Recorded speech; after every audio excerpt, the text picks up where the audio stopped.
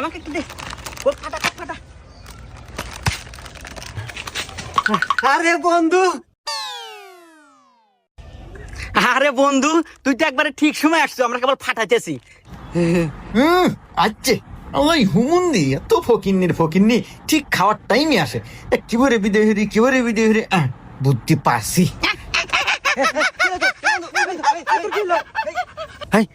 এই তোর কি হলো রে? এই কি হলো? এ বন্ধু তাতে পানি নে। আচ্ছা আমি পানি আনতেছি।